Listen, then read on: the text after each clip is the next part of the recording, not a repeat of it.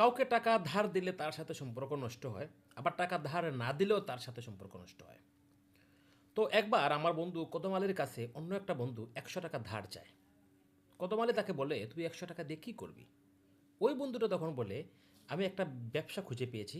100 টাকা দিয়ে আমি যদি ওই ব্যবসা 1 সপ্তাহ করি, তাহলে 1 সপ্তাহ পরে আমি 10 টাকা লাভ করতে পারবো। তখন আমি তোর যে মূলধন 100 টাকা আছে ওইটা ফেরত দিয়ে দেবো, মাঝখান থেকে আমার 10 টাকা লাভ। কদম আলী তাকে বলল যে তুই 100 টাকা আমার কাছ থেকে ধার নিবি, 1 সপ্তাহ ব্যবসা করবি, তারপর তোর 10 টাকা লাভ হবে, তারপর তুই আমাকে মূলধন 100 টাকা ফেরত দিবি।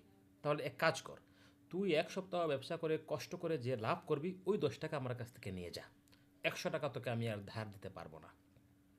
এই কাহিনীর পর থেকে কদম আলীর সাথে আমার ওই বন্ধুর আর কোনো সম্পর্ক রইল না। এখন আপনি যদি কাউকে টাকা ধার দেন, তার সাথে কিন্তু আপনার দূরত্ব তৈরি হবে। আর টাকা ধার না দিলেও তার সাথে দূরত্ব তৈরি হবে। অতএব টাকা ধার দিয়ে দূরত্ব তৈরি করার থেকে টাকা ধার না দিয়ে দূরত্ব তৈরি করা ভালো নয় কি?